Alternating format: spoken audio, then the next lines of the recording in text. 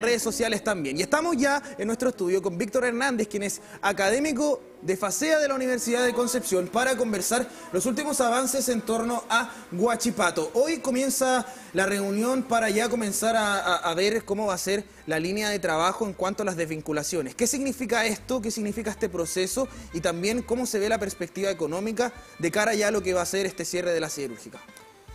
Bueno, yo creo que con esto se está llegando a una de las etapas finales de todo este largo proceso por el que ha tenido que atravesar nuestra región y particularmente la siderúrgica.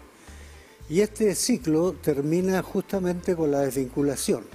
Ahora, la desvinculación significa terminar evidentemente la relación de contrato con cada uno de los trabajadores, y esto va a traer indudablemente también aparejado algunas discusiones, de modo tal de que los trabajadores logren de alguna forma ser compensados de una manera evidentemente mejor, ¿no?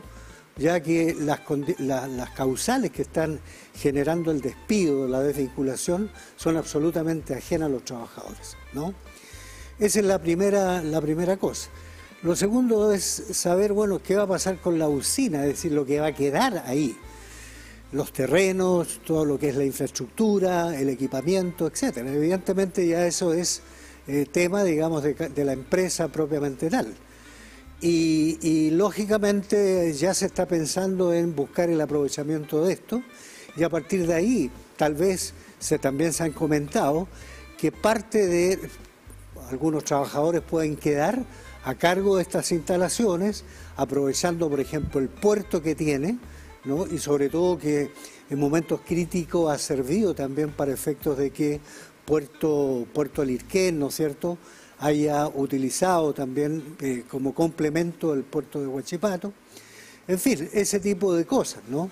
El tema de la maquinaria, el mantenimiento mientras se procede probablemente o al traslado de estas o lisa y llanamente la venta de esto, ¿no? Profesor, ¿cómo cree que el gobierno debería abordar los impactos negativos que va a generar o que está generando ya esta crisis aquí en la región del Biobío? ¿Y cómo ve la evolución también de la producción del acero en Chile desde una mirada más verde, ya como lo mencionaba el ministro también Nicolás Grau en una entrevista que tuvimos acá en el matinal?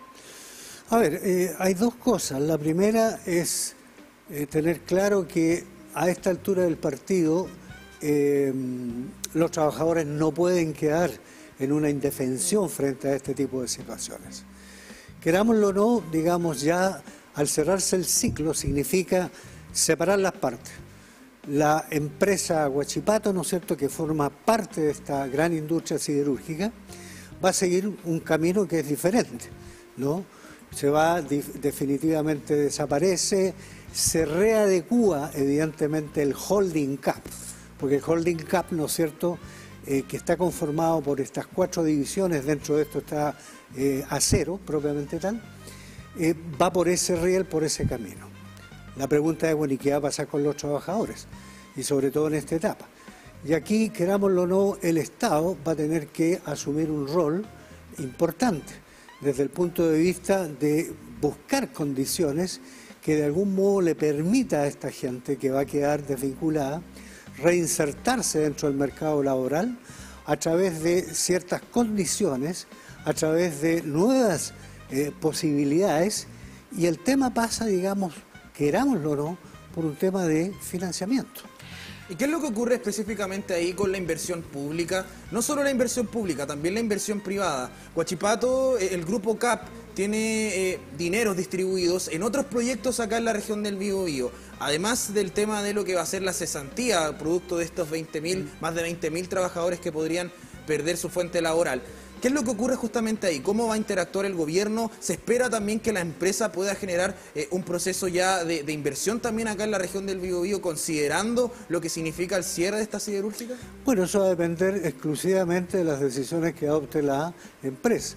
Es cierto que está, ¿no es cierto?, buscando también la empresa ciertas alternativas que permitan de alguna manera interconectar esa problemática con estas nuevas posibilidades en las cuales podría Huachipato incursionar para llevar adelante proyectos.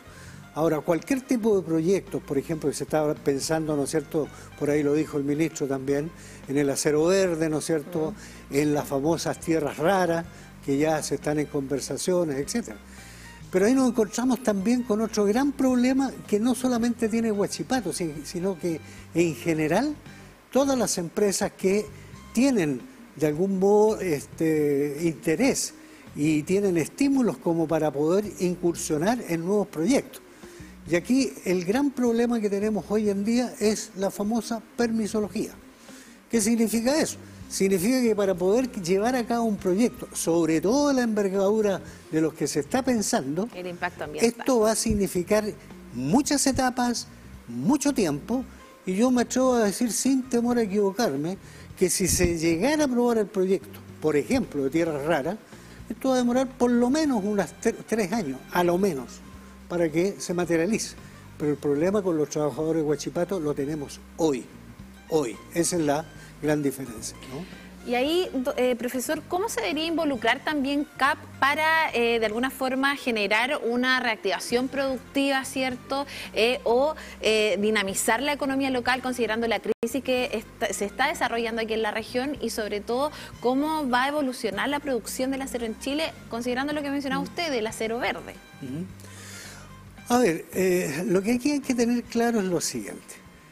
El sector privado, en general, ¿no?, que está constituido por la gran gama de empresas, obviamente va a depender específicamente de lo que pase en los mercados. O sea, yo voy a trabajar, voy a producir y me voy a embarcar en algún proyecto previo análisis de todas las condiciones que me significa poner en práctica este nuevo proyecto. Tendré mercado, tendré ventas, ¿no?, qué expectativas tengo, etcétera. Y esa es una variable, querámoslo o no, que no depende del gobierno, sino que depende exclusivamente de las decisiones de la empresa. Ahora, yo por ejemplo me llamaba mucho la atención cuando, a pesar del buen propósito que puede tener la autoridad, cuando dijeron, pues yo escuchaba opiniones de esta naturaleza, esto ha fallado básicamente porque no hubo la buena voluntad, incluso la poca responsabilidad de parte de 2 empresas. Gran comentario. O sea, desde el punto de vista, ¿no es cierto?, político, desde el punto de vista a lo mejor de imagen, claro, pega, porque en alguna forma eso también lleva un mensaje, ¿no? Lleva un mensaje, en el sentido de que yo estoy culpabilizando al otro en circunstancias que aquí hubo 2 instancias. Por un lado, el gobierno, las autoridades, y por otro, la empresa, ¿no? La empresa, vuelvo a insistir, va a depender exclusivamente de las condiciones de mercado. Porque retrotraigámonos a marzo, cuando se toma la decisión de finalmente aceptar la Comisión Antidistorsiones, los aranceles, la subida de aranceles, la sobretasa arancelaria, todo el mundo quedó tranquilo y cada uno hizo su parte. La empresa, ¿no es cierto?, aceptó las condiciones. Las autoridades contentas porque hicieron también gestiones de modo tal, teniendo mayoría dentro de la comisión, claro, ahí está el tema de antidistorsiones, ¿no es cierto?, políticamente hizo lo correcto. O sea, a ese punto, hasta marzo, las 2 partes involucradas directamente cumplieron. ¿Qué ocurre desde ahí hasta la fecha donde nuevamente se dice, ¿sabe qué? Huachipato va a cerrar la cortina. ¿Qué pasó ahí? Varios errores. ¿Qué es lo que yo he dicho en varias oportunidades? Son errores voluntarios, no son involuntarios, voluntarios. ¿Por qué? Asumiendo el riesgo. Primero, cuando en cualquier institución o empresa se enfrenta a cierta crisis, obviamente hay que buscar rápidamente soluciones. Primera cosa. Segundo, sin perjuicio de las soluciones que se vayan a adoptar, yo tengo que tener un plan B. Y para tener el plan B y para buscar las soluciones, requiero también que durante todo ese proceso yo esté haciendo un seguimiento, ¿no? Yo quiero saber lo que está pasando para ver cómo evolucionó esa solución que se encontró, que dicho sea de paso, tenía carácter transitorio. Y las 2 partes lo sabían. ¿Y qué pasó entre marzo y ahora agosto? 0. No hubo una mesa de trabajo donde pudieran decir, mira, ¿sabes qué? Yo estoy con este problema. Entonces, ahora, ¿qué se saca a relucir? Llegó la hora, ¿no es cierto?, de la pasada de las cuentas. Oye, ustedes fueron los responsables o ustedes... ¿Qué dice el gobierno? Yo hice lo que tenía que hacer. Esta es una empresa privada, generé condiciones para poder, de alguna manera, contribuir a la solución. ¿Es cierto? Cierto. ¿No? Le concedo el crédito. ¿Qué dice la empresa? Cierto. A mí me dieron la solución, pero está sujeto a las condiciones de mercado. Y hoy en día, la estructura, digamos, del mercado, no me han permitido encontrar la viabilidad económica de modo tal de hacer frente a esta situación. ¿Y con qué lo avalan? Aquí están los resultados. En los últimos 5 años hemos perdido 700 millones, pero no me quedo con eso. Este semestre, que acaba de ser evaluado, estoy ya perdiendo prácticamente 41,9, 42 millones de dólares. Y ahí están. Entonces, si tú pones en la balanza, los dos tienen la razón. Claro. ¿Me entiendes? Ahí hay una perspectiva de la empresa también y es lo que parte de lo que también hemos podido tratar de rescatar. Hay dos lados, la visión obviamente económica y la visión social también de la situación que estamos viviendo. La empresa tiene derecho a resguardar sus propios intereses, eso es algo que obviamente es parte de la propiedad privada, así como por ejemplo la gente lo puede hacer en su vida, las empresas también funcionan igual. Ahora, hay un tema en particular aquí, este seguimiento de las decisiones que se tomaron, ¿cree usted que va condicionado también por cómo se vio la fluctuación en el mercado tras el primer anuncio y ahora también? ¿Cree usted que justamente con las ideas que tienen el Grupo CAP hacia el futuro, va condicionado con el cese de funcionamiento de la planta? Por cierto, hay varias cosas que están interconectadas. ¿Por qué? Porque dentro de estos errores que yo decía voluntarios que se cometieron, yo creo que ambas partes sabían cuál era el término de esta situación, ¿no? Y sobre todo, porque yo insisto en el tema del seguimiento para ver la evolución. Porque lo primero que yo tendría que haber hecho era ver qué pasa con el dumping. O sea, qué está pasando con la sobreproducción que tiene China, ¿no? Porque China, cuando partió con el negocio del acero, ¿no es cierto?, a nivel mundial, producía, qué sé yo, el año 2000, 580.000 toneladas que exportaba. Hoy en día supera las 12 millones solamente para América Latina. Era el productor del 15% de la producción mundial, ahora es el 55% de la producción mundial. ¿Qué significa eso? Que China ha continuado con el aumento y crecientemente de la producción de acero. Y por lo tanto, ¿qué es lo que está haciendo? Tiene saturado su mercado, ¿y qué va a hacer? Igual que una empresa, trataré de colocar mis productos donde sea. Ahora, y lo está colocando, ¿no es cierto?, a un precio tal que de acuerdo a sus condiciones de mercado le permiten, ¿no es cierto?, de acuerdo a su productividad también, vender a un precio X. Pero ese precio X, cuando llega acá, está más bajo en un 40% del acero que estamos vendiendo acá en Chile. Y eso era un tema que debió haberse puesto en la mesa y haber evaluado. ¿Cómo vamos a enfrentar esto? Nunca se... ¿no? ¿Para qué hablar de la clase política? Perdónenme. ¿No? Que ahora todo el mundo salió a enarbolar banderas, ¿no es cierto?, transversalmente, ¿no? Todos los políticos. Entonces ahora todo a defensa de los trabajadores. Y antes, ¿por qué no? Y ahí, profesor, me quiero detener. ¿Cómo cree que se puede llegar a algún consenso político para abordar este tema y que se genere un plan de reactivación, de recuperación o de reconversión ya en nuestra región a partir de lo que está ocurriendo, que sea efectivo y que no ocurran casos como lo que ocurre en Lota, Bellavista, que se repitan esos tipos de casos? ¿Qué medidas se deberían tomar desde el punto de vista también político a nivel transversal, como lo dice usted, con las diversas autoridades? A ver, convengamos lo siguiente. Los planes de reconversión han quedado claramente de manifiesto que aquí no funcionan, ¿no? Y en el caso de Huachipato, todavía peor. ¿Por qué? Porque a diferencia de las carboníferas que teníamos en Lota, Schwager, etc., el tipo de personal que allí trabajaba no era tan calificado. Hoy en día, por ejemplo, y por lo tanto era factible que yo podía crear ciertas actividades de peluquería, de jardinería, no, de aseo, etc. Porque no era mano de obra mayormente calificada. Pero ¿qué ocurre acá? Acá, ¿no es cierto?, tenemos una restricción. Porque hay mucha gente, ¿no es cierto?, que está quedando sin empleo y que es gente calificada. un operador de maquinaria pesada, un operador de grúa, ¿no? Gente que trabajaba en los altos hornos y cuyos niveles salariales obviamente son altos. Entonces la pregunta es, ¿van a estar dispuestos, aun cuando se le brinde esta posibilidad, ¿no?, a un operador de maquinaria pesada, de grúa, etcétera? ¿Estará dispuesto a aceptar, por ejemplo, trabajar de jardinero o de peluquero? Ese es el problema, independientemente de los recursos. Ahora vamos a la parte de recursos.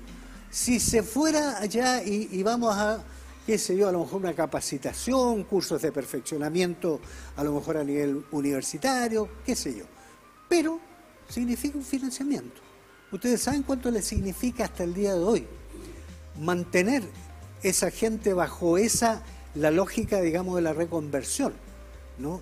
Tener que, en aquella época, desde aquella época, se elaboró un plan, ¿no?, de emergencia de empleo, que han venido crecientemente, ¿no es cierto?, durante este último tiempo, y que además lo está financiando el gobierno. Hoy en día hay 17.000 trabajadores a nivel de todo el país, pero la región nuestra, solamente la región, ¿no?, absorbe de esos 17.000, 70%. O sea, está localizado aquí. ¿Se imaginan después con los 22.000 trabajadores que van a quedar sin empleo? ¿Cuánto le sale al gobierno mantener anualmente eso? 117 millones de dólares mensuales. Impresionante. Entonces, ¿estará dispuesto el Estado a tener que financiar esto nuevamente? No lo sé. No lo sé, pero es difícil. Hay un tema también en torno a esto y que tiene relación con la inversión en la bolsa de valores. Invercap ha tenido ingresos millonarios. Invercap, que ya fue sancionada por incumplir deber de información continua, producto de no enviar los estados financieros por la CMF.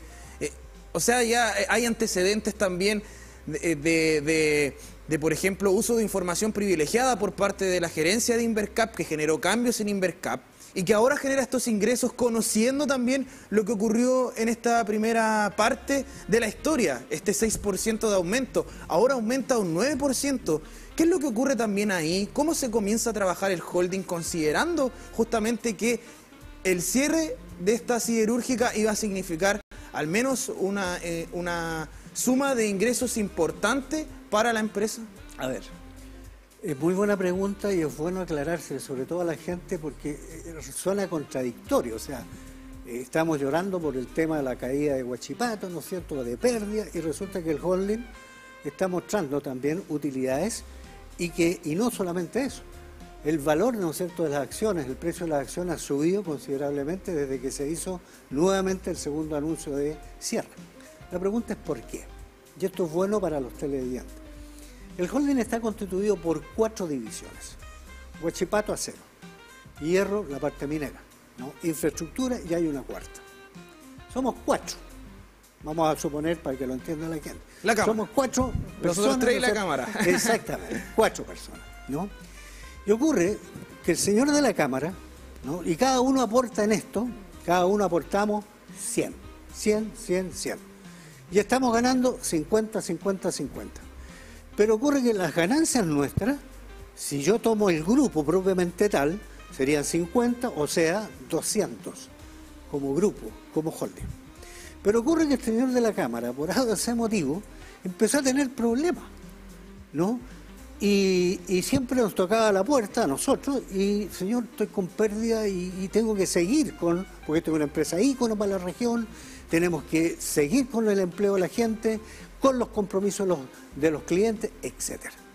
¿Qué hacemos nosotros? ¿Cómo lo vamos a dejar caer al señor de la cámara? Le pasamos plata. O sea, se comienza a producir una suerte de subsidio a la actividad que está haciendo el señor de la cámara.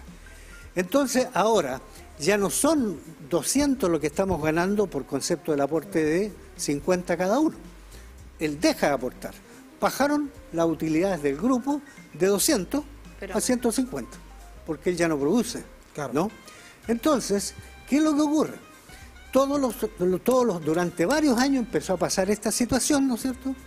Entonces ahora se da la posibilidad de que este señor, ¿sabe qué más? Nos pusimos de acuerdo, ya no va para más, ¿no? Entonces llamamos al señor de la Cámara y decir, bueno, ¿sabes qué? Hasta aquí llegamos. ¿Qué va a pasar con nosotros? dejamos de tener que Financiar. absorber la pérdida del señor. Entonces vamos a partir con 150 nosotros, pero a lo mejor lo que él generaba era, o sea, era superado por los subsidios que le estábamos haciendo. Él supuestamente ganaría 50, pero resulta que le estamos pasando 100 y 200 para solventarlo.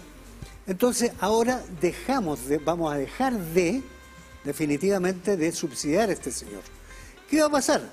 Los 200, por ejemplo, o 385 millones de dólares con que se terminó el año pasado, no lo vamos a tener, porque mayoritariamente él lo está generando. Pero ahora se cierra y el holding se va a reducir a 3. Y esto va a ser despierta inmediatamente las expectativas en la bolsa de valores. ¿Qué van a hacer los inversionistas que andan buscando, ¿no es cierto?, igual que un submarino, periscopiando dónde, en qué nicho invierto? Entonces, Huachipato. ¿Por qué? Porque Huachipato ahora como holding, donde yo voy a apostar, va a subir. Entonces, aumenta la demanda por las acciones de Huachipato y, por cierto, al aumentar la demanda, ¡pum!, va a subir el precio. Si es lo mismo, ¿no es cierto?, cuando se hace escaso. Tú vas a La Vega y de repente el precio de las papas que costaba 500, pues, todo el mundo pagaba 500. Desaparecieron las papas o disminuyó las papas. Y sigue la misma demanda. ¿Y qué va a pasar con el precio de las papas? Sube. Ahí es donde viene Invercap, que es justamente el área del holding que se encarga de manejar el tema de las acciones. Ahí también está el detalle, por eso también que se generan ingresos para la empresa. Ahora, claro, ahí hay un tema, ¿no es cierto?, de la relación que existe entre y el conocimiento que se sabía también de antes. Lógico, si esta era lamentablemente es una crónica de una muerte anunciada. Esto se veía venir. Sí, lamentablemente, acuérdense que el año 2000 que viene, con esta gran pérdida, si sumáramos acumulativamente, digamos, las pérdidas que traía el holding, perdón, el Huachipato propiamente tal, ya estaba superando los 1.000 millones de dólares. Si en los últimos 5, imagínate, los últimos 700 millones, y ya llevamos este año 42 millones en Huachipato, ¿no? Ahora, el otro tema, digamos, que es importante, ¿qué va a pasar, digamos, en la región? Así es, son grandes preguntas que vamos a estar desarrollando durante el noticiero también cuando abordemos esta noticia. Le quiero agradecer por su presencia, por su tiempo el día de hoy y sin duda este análisis desde el punto de vista económico también y de lo que se proyecta en relación a lo que está ocurriendo con Huachipato. Así que muchas gracias, profesor. Bueno, gracias Pamela, a ti, gracias Matías. Vamos a estar ahí, bueno, analizando también lo que ocurra con la reunión. Recordemos, hoy en una horita más, aproximadamente 1 hora 20 minutos más, deberíamos ya dar inicio a lo que va a ser esta reunión entre la presidencia de la compañía junto con los trabajadores y trabajadoras para ya ver cómo va a ser el tema del cierre, específicamente el tema monetario. La negociación que debería comenzar hoy no debería terminar hoy, se va a extender al menos por varios días, pero deberíamos tener novedades durante la jornada. Así que le invitamos a que estén atentos y atentas también a nuestra programación. Y si usted quiere conocer más detalles de lo que fue esta entrevista, recuerde que todas quedan alojadas a través de nuestra plataforma de YouTube y por supuesto de todas las plataformas digitales también de TVU Televisión.